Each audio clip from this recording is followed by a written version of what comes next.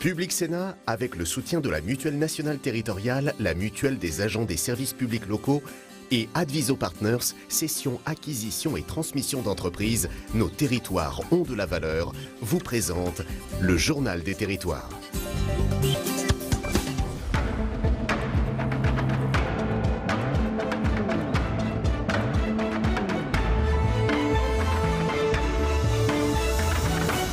Bonjour à tous et bienvenue dans notre émission en 3 parties avec la presse quotidienne régionale, vous le savez, les télés locales de France, le réseau Via Télévision, les Indes radios, 130 radios territoriales qui sont nos partenaires dans cette émission et avec TV5 Monde. 3 parties dans cette émission, vous en avez l'habitude, le JT des territoires dans un instant que je vais vous présenter. Puis ensuite, après la météo, c'est l'invité de Territoire d'Info en direct. Ce matin, c'est Christian Estrosi, le maire de Nice, qui sera sur ce plateau. Enfin, la 3e partie de notre émission avec l'actualité parlementaire. Tout de suite, c'est le JT des territoires. On s'y retrouve, à tout de suite. Et dans l'actualité, la réforme des lycées, les établissements se préparent déjà. Cette année 2019 marque les premiers changements dans le cadre de la réforme du lycée. Désormais, les élèves de seconde doivent choisir entre plusieurs spécialités pour se construire un parcours d'études plus personnalisé, un parcours qui s'intégrera aussi au niveau baccalauréat, mis en place à partir du printemps 2021. Les lycées s'y préparent, notamment celui d'Aimé Césaire à Clisson, en Loire-Atlantique. Les explications avec ce reportage de nos partenaires de Télé Nantes. Le recteur prend le pouls de la réforme auprès de ses élèves de seconde. Ces derniers doivent choisir les 3 enseignements de spécialité qu'ils suivront à partir de septembre, en plus du tronc commun. Spécialités dont seulement 2 seront maintenues en terminale. Série générale avec physique, chimie, SI et sciences numériques. Oui, sciences numériques. SES, anglais et histoire géo. Ces choix devront être confirmés rapidement par les élèves et leurs enseignants. Et pour certains, ce n'est pas évident. Le fait de se projeter dès la seconde dans le supérieur, c'est très compliqué. C'est compliqué pour nous aussi de comprendre disons, les trajectoires qu'ils mettent en place. Par contre, la réforme semble permettre ce que le lycée auparavant ne nous permettait pas, à savoir une personnalisation des parcours de formation. Dans cet établissement, 2 des nouveaux enseignements de spécialité sont proposés, sciences de l'ingénieur et sciences du numérique, ce qui oblige le proviseur à repenser la répartition de ses effectifs. C'est de voir rapidement quels sont les enseignants, les supports d'enseignement que je vais devoir mobiliser pour assurer ces enseignements. Et là, il faut être un peu précis sur nos provisions et faire en sorte que les bons enseignants soient au bon endroit. On a des collègues donc, qui vont entrer dans un plan de formation que le rectorat accompagne, bien entendu. Et l'idée, c'est de permettre d'offrir aux élèves un niveau de connaissances et de compétences compatible avec les exigences post-bac. Les conseils de classe du mois de mars devraient permettre aux enseignants et aux élèves d'affiner les choix des spécialités et les perspectives de formation dans le supérieur. Voilà, on poursuit l'actualité dans les territoires. Zoom ce matin sur une initiative. Elle vient de la ville de Saint-Étienne. Afin de soutenir l'activité économique de cette ville, l'Office de commerce de Saint-Étienne vient d'être inauguré, c'est son nom. Il regroupe en un seul lieu tous les acteurs des commerces stéphanois. Cécile Hersila de TV Loire 7 est allée y jeter un coup d'œil pour nous. Regardez. À 2 pas de l'hôtel de ville, voici le nouveau guichet unique pour le commerce de Saint-Étienne. Ici, l'objectif est simple, répondre en un minimum de temps avec un maximum de professionnalisme aux questions des commerçants. Auparavant dispatchés dans différents locaux, les agents recevaient une trentaine de commerçants chaque semaine. Ils attendent beaucoup de cette nouvelle visibilité. Certains commerçants avaient du mal à nous trouver. La vitrine en cœur de ville pour tout ce qui est commerce, c'est important. Jusqu'à présent, on était un petit peu en retrait. Là, vraiment, face à l'hôtel de ville, à mon avis, c'est essentiel. Le site regroupe une trentaine de personnes pour répondre aux différentes questions du public, des commerçants ou des porteurs de projets sur la ville. Plus besoin de courir aux 4 coins de la ville pour savoir si une implantation est possible. Nous avons une cartographie extrêmement précise du cadastre de la ville pour vous aider à pouvoir rentrer en contact avec l'agent immobilier, avec le syndic, avec le propriétaire du tellement que vous avez repéré. Et puis vous donner également une lisibilité en lien avec la maison du projet qui a ouvert rue Louis Braille sur les projets environnant le commerce que vous avez repéré, de façon à ce que vous puissiez également inscrire votre projet dans un environnement beaucoup plus vaste. Et cette mutualisation est un gain de temps pour les usagers, mais également pour les différents acteurs du commerce qui dépensaient beaucoup d'énergie pour centraliser au maximum les informations. Ce lieu facilitateur de vie arrive au bon moment. Sur les différents événements qui nous tombent dessus, je pense qu'on peut le dire comme ça, ces derniers temps, l'accompagnement est extrêmement important et l'arrivée de cet office tombe un petit peu à point nommé avec le ralliement de tous les services qui sont là pour soutenir les commerçants et les artisans dans ces épreuves. Depuis 2014, 150 commerces en plus se seraient implantés à Saint-Étienne, soit une augmentation de 8% des ouvertures. Des chiffres dont se félicite la municipalité qui compte bien rester sur cette dynamique, voire l'accentuer grâce à ce nouvel outil. À présent, un coup de pouce pour les femmes entrepreneurs en Ile-de-France. Pendant une année, 100 start-upeuses seront accompagnées dans leur projet d'entreprise par la société Orange. 10 femmes ont été choisies en Ile-de-France. C'est un reportage de Christophe Rigaud et Olivier Zanetta de Via Grand Paris. Comment créer la marque de son entreprise ? C'est le programme ce matin de ces jeunes start-upeuses. Comme 100 femmes en France, elles sont 10 en Ile-de-France à bénéficier du programme Femmes Entrepreneuses proposé par Orange et à être accompagnées dans leurs projets d'entreprise, tous très variés. On propose des prestations diététiques en entreprise, que ce soit des ateliers, des conférences. J'ai créé le sac à main avec compartiment isotherme intégré afin d'y mettre son déjeuner en sécurité tout en restant élégante. En France, seuls 10% des startups sont fondées par des femmes. Pourtant, les femmes ont toute leur place dans la révolution numérique. C'est pas que un sujet de technologie, c'est aussi un sujet sociétal, un sujet culturel. Et nous, on pense chez Orange que la parité, c'est essentiel. Et d'ailleurs, ça fait déjà de nombreuses années que nous nous sommes engagés sur des actions pour favoriser cette parité. Ces jeunes entrepreneuses seront régulièrement accompagnées par des experts en stratégie digitale ou en relations clients. Une aide toujours bienvenue. Le fait de travailler avec le groupe Orange, il y a un maillage sur l'échelle de la France et bien au-delà qui nous permet de pouvoir gagner du temps en termes de mise en relation et aussi tout le volet technologique qui nous permet, en fait, puisque moi je développe une partie numérique et on est sur des poulaillers connectés et le fait de pouvoir échanger, travailler avec Orange, ça permet aussi d'avoir ce savoir-faire-là, bénéficier de ce savoir-faire-là pour le développement du projet. Les 10 jeunes start-upeuses franciliennes seront soutenues pendant une année sur leur projet. Voilà, une petite annonce maintenant dans ce JT. Petite collectivité recherche secrétaire de mairie. Méconnu et pourtant recherché, le métier de secrétaire de mairie s'apprenait jusqu'ici sur le tas. Pour pallier aux centaines de départs en retraite à venir, le centre de gestion de la Moselle et Pôle emploi ont lancé une formation de 2 mois en alternance pour préparer à ce poste assez exigeant, vous le savez. Un reportage de Fanny Bragard pour Via Mirabel. Depuis 4 semaines, la mairie de Retonfeilly, petite commune de 1400 âmes, accueille Malika. Maître Claudel nous demande 2 actes de mariage. D'accord, je vais faire les copies d'actes tout de suite. D'accord, merci beaucoup. Alors, 1986. Inscrite à Pôle emploi, elle y apprend les bases du métier de secrétaire de mairie dans le cadre d'une formation en alternance initiée par le centre de gestion de la Moselle pour pallier leur pénurie à venir. On s'est rendu compte qu'en fait, dans les 9 ans à venir, 42% de toutes ces personnes qui exercent ce métier-là allaient partir en retraite. Donc on a monté un projet en alternance, l'idée étant de former 17 personnes représentatives de tous les bassins d'emploi de la Moselle pour pouvoir répondre justement aux besoins locaux. En poste depuis 25 ans, Ghislaine estime cette formation nécessaire, que ce soit pour de l'intérim ou un poste pérenne. Il y a besoin de remplacer au pied levé quelqu'un et on ne trouve pas toujours du personnel adapté qui a la formation nécessaire pour.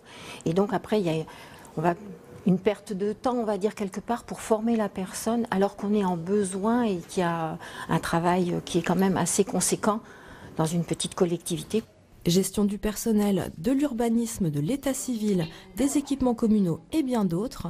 2 mois durant, entre cours théoriques et stages pratiques, Malika a pu mesurer l'importance de ce poste, véritable pierre angulaire des petites communes. Ce qui m'intéressait en fait, c'était la polyvalence des tâches, la possibilité de faire aussi bien de l'administratif que de la comptabilité, le service du public aussi, le côté accueil, renseignement. C'est vraiment la multitude des tâches à accomplir qui m'a intéressée.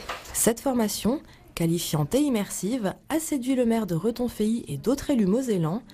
La moitié de ces stagiaires a déjà reçu une promesse d'embauche et avec les missions temporaires à pourvoir, le taux d'insertion de ces futurs secrétaires de mairie devrait être de 100% dans les mois à venir.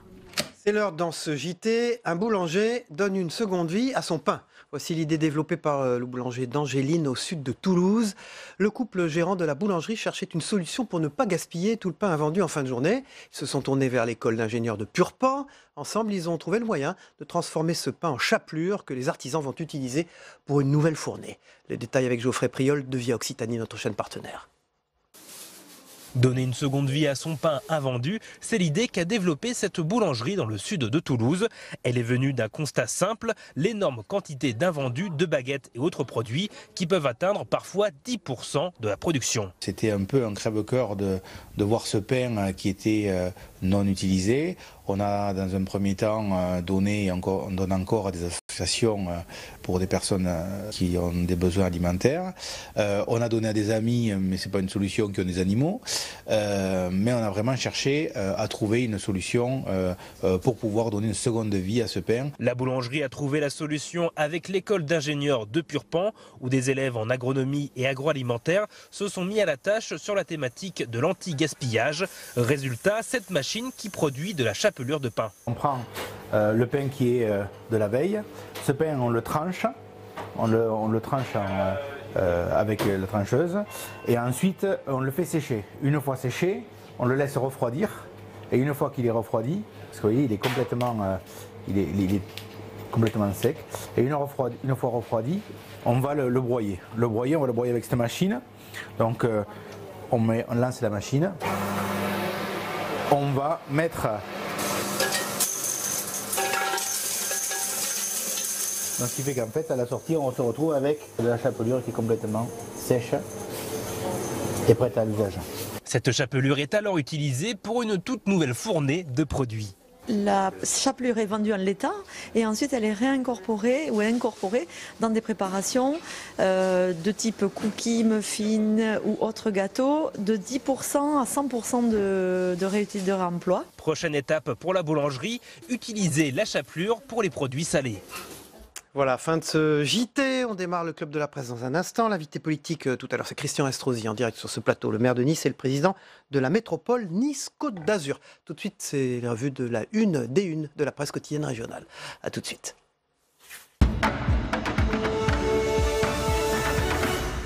Bonjour Saveria, merci d'être là ce matin. Un cri contre la haine à la une des dernières nouvelles d'Alsace, les DNA. Christophe Castaner dénonce un poison en annonçant une hausse de 74% des actes antisémites l'année dernière en Alsace comme ailleurs dans le reste du territoire. Ces actes ont explosé en 2018. Le consistoire israélite du Bas-Rhin veut briser l'indifférence et lance un manifeste. Manifeste à lire donc dans les dernières nouvelles d'Alsace. Le cri de Strasbourg demande aux Français de se lever et de dire non. On parlera tout à l'heure d'antisémitisme avec Samuel Ribaud de l'agence locale de presse qui consacre un sujet à ça dans la presse quotidienne régionale, Centre-France, Paris-Normandie et Midi Libre. Deuxième titre, Saveria, aujourd'hui à la une du Midi Libre, justement, le fléau de l'illettrisme. 7% des Français sont illettrés alors qu'ils ont été scolarisés en France, soit 2,5 millions de personnes en difficulté pour comprendre une consigne au travail, remplir un formulaire, comprendre les clauses d'un contrat, une souffrance silencieuse qui pourtant n'est pas une fatalité. La région de Montpellier lance un grand plan d'action. En Occitanie, 2000 jeunes ont des difficultés de lecture et d'écriture. Le plan vise à développer la lecture auprès des jeunes dans et hors du temps scolaire. Et puis, autre titre à lire toujours dans Midi Libre aujourd'hui, le plastique banni des cantines. C'est désormais une réalité. Les barquettes dans lesquelles sont servis les plats des enfants sont composées de fibres 100% recyclables. Et puis un casse-tête français à la une de Ouest France, le plus grand journal francophone du monde, c'est entretenir les ponts. Un drame comme l'effondrement du pont de Gênes est-il possible en France? Notre pays compte 200 000 ponts. Leur entretien pose problème, notamment bien sûr sur des questions de sécurité. Les entretenir coûterait 500 millions d'euros par an. Un audit réalisé par 2 sociétés spécialisées révèle qu'un tiers des 12 000 ponts à la charge de l'État. Le reste des ponts français est géré à la fois par les communes et par les départements. Eh bien, ces 12 000 ponts, un tiers nécessitent des travaux. 7%, soit 840 ponts, présenteraient un risque d'effondrement à terme. Alors on termine avec la Charente libre, un des journaux du groupe Sud-Ouest, des œuvres d'art disparues. Où sont passées les 43 œuvres d'art disparues en Charente, des statues, des tableaux sans cesse trouvés dans des musées, des mairies, la préfecture ou encore les sous-préfectures de Charente? Eh bien, ces œuvres n'y sont pas, elles appartiennent à l'État, elles ont disparu de la circulation. C'est ce que révèle un inventaire qui vient d'être rendu public. Cet état des lieux détaillé montre 43 œuvres disparues, parfois depuis plus d'un siècle. 33 d'entre elles sont considérées comme classées. Merci Saveria, vous revenez en troisième partie de notre émission pour l'actualité parlementaire. Tout de suite, le Club de la Presse dans un instant.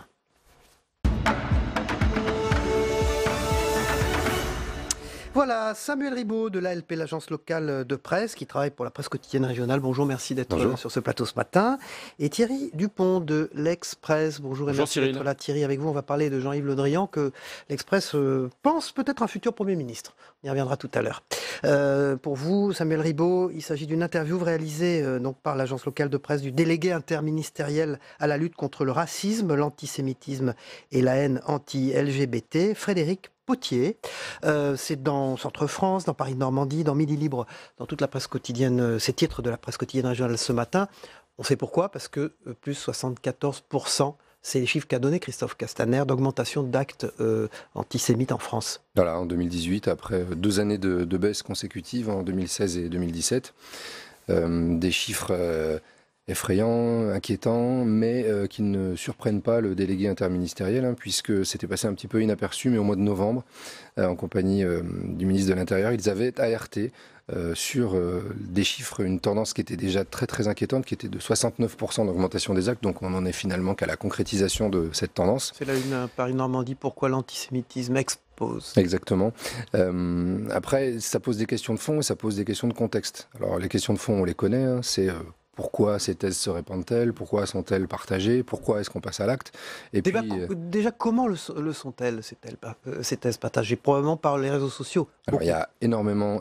Quand vous dites que ça explose, le titre de Paris-Normandie, c'est via les réseaux sociaux. Tout à fait. Alors, ce qu'explique le délégué interministériel, puisque ces équipes travaillent sur le sujet de manière assez précise et assez pointue, c'est que ce qu'on appelle la fachosphère, donc les mouvements d'extrême droite, ont envahi le net il y a déjà quelques années. Puisqu'ils ne pouvaient pas, et on le comprend bien, s'exprimer sur les médias traditionnels. Ils ont envahi les réseaux. Potier qu'on voit pendant ils ont envahi les réseaux, ils ont envahi Internet, ils ont constitué des blogs, ils ont utilisé des armées, il faut bien le dire, en tout cas des équipes très motivés et très déterminés pour répandre un certain nombre de messages sur les réseaux sociaux. Ils ont confectionné des vidéos un petit peu à l'image de ce que font les apôtres du djihadisme, en inventant des vérités, en déformant la réalité et en faisant revenir des thèses qu'on croyait disparues depuis quelques dizaines d'années. Le profil un peu de Frédéric Potier, on en parlait un instant, on a vu sa photo pendant que vous parliez. Il a occupé des fonctions dans des cabinets de Premier ministre de gauche, Bernard Cazeneuve, Manuel Valls, avant ça. Comment on est nommé, j'allais dire, délégué interministériel? Sur son profil, il a été préfet, j'ai vu. C'était le plus jeune préfet de France. Il vient d'être détrôné, je crois, cette année par un plus jeune que lui. C'est quelqu'un qui est âgé d'environ 36 ou 37 ans, qui a effectivement une carrière dans les cabinets ministériels, qui a été collaborateur, vous l'avez dit, de Manuel Valls et de Bernard Cazeneuve. C'est ce qu'on appelle... Il a été nommé en mai dernier. Voilà, c'est ce qu'on appelle un commis de l'État, un grand commis de l'État. Il a une vocation à travailler avec, quand on dit interministériel. Interministériel, c'est-à-dire que vous travaillez avec tous les ministères sur des thématiques transversales. Et par exemple, la thématique de la tolérance et de la lutte contre le racisme et l'antisémitisme, vous travaillez avec le ministère de l'Éducation nationale, vous travaillez avec l'Intérieur, vous travaillez avec Matignon, vous travaillez avec tous ceux qui peuvent intervenir sur ces thématiques pour essayer de les infléchir. Et c'est un poste que, me semble-t-il, il a pris à bras-le-corps, parce que de toute façon, ce ne sont pas des questions purement techniques, ce sont des questions de société, ce sont des questions politiques, ce sont des questions éthiques, sur lesquelles il est important d'avoir une mission comme celle-ci. Je reviens sur ce que vous disiez auparavant. La diffusion des thèses, elle est effectivement faite par les réseaux sociaux, mais il faut bien reconnaître, et il est le premier à le reconnaître et à le déplorer, que le mouvement des Gilets jaunes a laissé aussi entrer... Alors, contre son gré, sans aucun doute, mais les groupuscules d'extrême droite qui ont noyauté depuis le début, qui ont commencé à essayer de s'infiltrer sur les ronds-points, puis qui ensuite ont rejoint les cortèges et qui en profitent pour tracer les tags antisémites qu'on a vus ce week-end à Paris. On voit d'ailleurs. Croix gammée sur le portrait de Simone Veil, Juden écrit en allemand sur la devanture d'un commerce, quand même des images qu'on pensait réserver à 70 années en arrière. Donc, l'élément de contexte, c'est que le mouvement des Gilets jaunes, en se laissant infiltrer par l'extrême droite, leur a malheureusement permis d'aller s'exprimer jusque dans la rue. Et ça, c'est très très grave. Le prix Iliane Halimi, une récompense pour lutter contre le racisme et l'antisémitisme, a été remis par le Premier ministre. Ça s'est déroulé hier, c'est l'anniversaire de la mort du jeune homme. Il faut rappeler quand même, il y a 13 ans, ça s'est passé en janvier 2006, un groupe surnommé le Gang des Barbares avait enlevé, séquestré et torturé ce jeune homme de confession juive pendant 3 semaines. Sa maman a pris la parole d'ailleurs devant le Premier ministre. Qu'est-ce qu'on peut faire de plus, j'allais dire, d'autre ? Alors, il faut travailler en profondeur, il faut aller dans les collèges, il faut aller dans les écoles, il faut aller dans les lycées, il faut expliquer les différences, rappeler que c'est une richesse. La négociation avec les GAFA n'est pas possible pour supprimer. Alors, il se trouve que Facebook a fait un geste, a mis 1 million d'euros sur la table récemment à la haine, au fond. pour favoriser des projets destinés à lutter contre l'antisémitisme et la haine en général. Des contenus sont retirés, mais ce que fait le gouvernement, et justement, notamment avec la mission interministérielle, c'est de travailler pour légiférer, pour supprimer ces contenus sur Internet, pour avoir une politique d'amende et de répression suffisamment dissuasive pour que les GAFA, en effet, enlèvent ces contenus de leur portail. Mais il reste encore énormément de travail. Google, Facebook, Amazon, les GAFA. Merci beaucoup. Donc, ce papier de l'agence locale de presse dans Centre-France, Paris-Normandie, et le Midi. Je voulais rappeler les 3 titres de la PQR qui reprennent l'interview du délégué interministériel, Merci. Frédéric Potier. Thierry Dupont, on parle dans l'Express, l'Express en couverture, Donald Trump, mais à l'intérieur, Jean-Yves Le Drian. Il y a quoi, une différence d'un an entre les deux ? Il y a 1 an d'écart entre les deux. Et non, il nous a semblé intéressant de nous intéresser de nous pencher sur le cas de Jean-Yves Le Drian. Alors ce Breton, puisqu'on est dans le Menhir, le journal des territoires, le Menhir, pourrait selon l'Express être le prochain Premier ministre. En tout cas, c'est le bruit qui court. C'est la rumeur qui court les cabinets ministériels. L'intéressé dit que les rumeurs, c'est gratifiant. Il laisse dire. Il dit pas non. Il ne dit pas non. On a bien vu dès le début de la crise des Gilets jaunes qu'en fait il y avait une petite musique Le Drian. Il se démarquait un peu des propos du Premier ministre. Mais à dessein, il souhaite être Premier ministre ? Difficile à dire. En tout cas, il laisse dire. Il est contacté. Pour l'instant, il dit qu'il est très bien au Quai d'Orsay, au ministère des Affaires étrangères. Oui, je disais il avait laissé entendre au début de la crise des Gilets jaunes que lui comprenait le mal-être qui s'exprimait à travers le mouvement des Gilets jaunes. Par exemple, il s'était un peu différencié du Premier ministre en disant, quand le Premier ministre avait évacué la proposition de Laurent Berger d'aider à la résolution du conflit, ce qui avait un peu choqué. Jean-Yves Le Drian, qu'il ne faut pas l'oublier, vient de la deuxième gauche, donc assez proche finalement des mouvements, des milieux CFDtistes. Il avait dit, non, c'est pas forcément une mauvaise idée de faire contribuer toutes les bonnes volontés. Donc voilà, il y a... Alors, vous écrivez quelque chose, vous dites Le Drian est habile pour parer les coups, saura-t-il les encaisser ? Parce que Matignon, s'il devait être nommé à Matignon, la grande lessiveuse. C'est une grande lessiveuse. C'est l'enfer de Matignon. Il faut changer sans arrêt de sujet. Lorsque vous êtes dans un ministère, y compris un ministère lourd, régalien, comme il a pu être à la Défense, vous êtes un peu monothème. Lorsque vous êtes à Matignon, il faut switcher, il faut passer d'un sujet à un autre et c'est très compliqué. Est-ce que c'est un atout ou un problème ? En tout cas, il y a un besoin de maturité, ça c'est sûr, au sein du gouvernement. Pourquoi on s'est intéressé à Le Drian, c'est qu'en fait, en creux, il souligne toutes les faiblesses actuelles du dispositif d'Emmanuel Macron. Depuis le départ de François Bayrou et de Gérard Collomb, il y a quand même un manque de maturité. On voit bien que l'inexpérience d'une certaine façon d'Emmanuel Macron lui a beaucoup coûté dans cette crise des Gilets jaunes. Et puis, Édouard Philippe, bon Premier ministre pour l'instant, il n'est pas vraiment mis en cause, mais enfin, il est quand même assez typé, il est plutôt marqué, on va dire, sur la droite. Là, si aujourd'hui il devait s'ouvrir un acte 2 du quinquennat avec peut-être un volet un peu plus social, quelqu'un qui vient comme Le Drian de la social-démocratie, adepte du marché, mais je veux dire qui a des accents plus sociaux, alors ça pourrait donner un peu un nouvel élan au pouvoir macronien. Il est considéré comme plus proche des territoires, j'allais dire, parce que c'est vraiment, on l'appelle le menhir, hein, c'est un breton revendiqué. Qui a été c'est quand même le prince de Bretagne, hein, ça a été, il l'a conquis, il l'a gardé, là il l'a transmis. Donc un président de l'Assemblée nationale qui est breton, un futur Premier ministre selon l'Express qui pourrait être breton. On verra.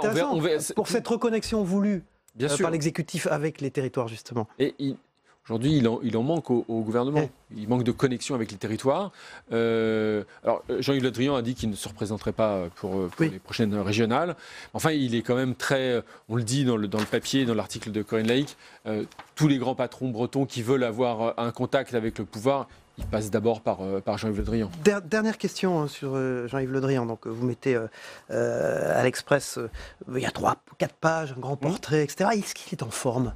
Parce que j'imagine que c'est un métier épuisant de parcourir le monde, d'être chef de la diplomatie française. Qui est en forme, tout simplement? La question peut se poser, non? Il est très en forme. Et effectivement, pour en avoir parlé récemment avec un de ses conseillers, c'est vraiment un métier un poste très très exigeant physiquement.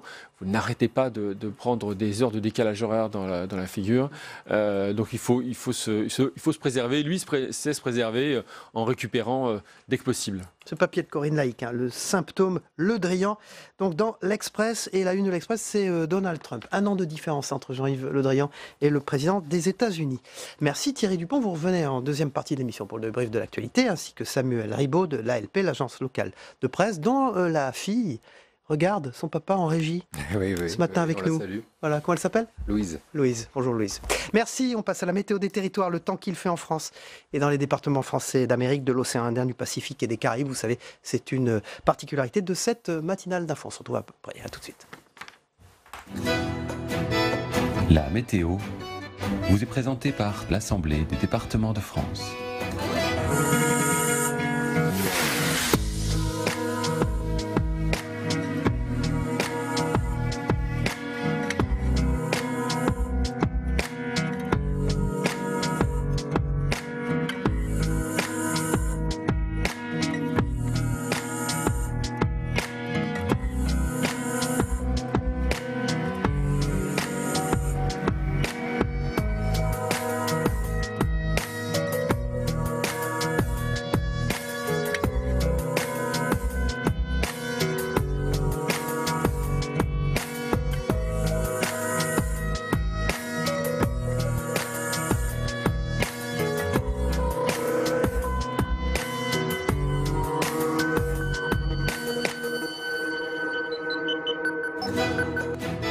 C'était la météo avec l'Assemblée des départements de France. Voilà, dans quelques minutes, c'est Christian Estrosi, le maire de Nice, président de la métropole Nice-Côte d'Azur, qui sera notre invité politique dans Territoire d'Info en direct sur ce plateau. Tout de suite, on va regarder ce qui se passe du côté du monde, ce que vous devez retenir de l'actualité du monde avec TV5 Monde, à commencer par l'opposant Juan Guaido qui défie Nicolas Maduro et annonce l'entrée de l'aide humanitaire le 23 février prochain au Venezuela. On part pour Caracas, on se retrouve avec Christian Estrosi après. À tout de suite.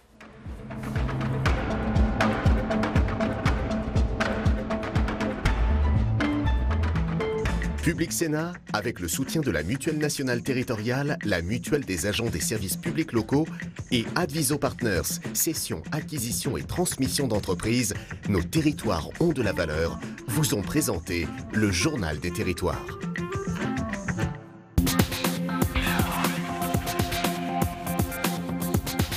C'était le moyen le plus rapide pour arriver au pied du podium. Il faut dire qu'il y avait foule dans ce quartier de l'Est de Caracas ce mardi, des dizaines de milliers de partisans de Juan Guaido, le dirigeant de l'opposition vénézuélienne qui leur a donné un autre rendez-vous en forme de défi à Nicolas Maduro. Le 23 février sera le jour où l'aide humanitaire va entrer au Venezuela. L'aide humanitaire va entrer au Venezuela, c'est sûr, car l'usurpateur devra quitter le Venezuela. Une aide humanitaire envoyée par les États-Unis, toujours bloquée à la frontière colombienne, où l'armée vénézuélienne est positionnée sur plusieurs ponts pour empêcher l'entrée des camions. Un procès historique s'est ouvert ce mardi à Madrid. Les accusés doivent répondre de tentatives de sécession de la Catalogne. Des hommes et une femme honnêtes sont jugés pour avoir donné aux Catalans le droit de voter, de décider de leur futur. Une des figures de proue de ce mouvement, Carles Puigdemont, à l'époque président du gouvernement autonome, n'est pas présent. Il s'est réfugié en Belgique sous le coup d'un mandat d'arrêt. Je suis confiant. Pour moi, c'est le moment pour l'État espagnol et la justice d'émettre le juste verdict, l'acquittement. Un des grands mystères dans cette affaire depuis 25 ans sur le génocide, c'est qu'il y a une mise en accusation de la France unilatérale, des sortes de réquisitoires, qu'en France en fait. Les juges ont renoncé. Le Bruguière n'a pas conclu. Il pensait plutôt que c'était les Tutsis. Trévidic pensait plutôt que c'était les Hutus, mais il n'a pas conclu. Et les deux juges récents ont conclu par un non-lieu. Donc ils ne savent pas pour qu'est-ce que je suis moi pour savoir ce qui s'est passé. En Tunisie, des milliers d'enfants fréquentent des écoles coraniques. Pourtant, dans certains établissements hors système, des élèves seraient maltraités, exploités ou même violés dans le but d'être radicalisés. C'est le cas de l'école coranique de Regueb dans le gouvernorat de Sidi Bouzid. L'école a été fermée fin janvier sur ordre du gouvernement. Les 42 élèves qui la fréquentaient ont été placés sous la protection des autorités. L'enquête se poursuit. Les associations déplorent une intervention tardive de l'État. Dans plusieurs cas, des enfants disent avoir été harcelés sexuellement, exploités dans des garderies, jardins d'enfants, hôtels et même dans des centres de réintégration.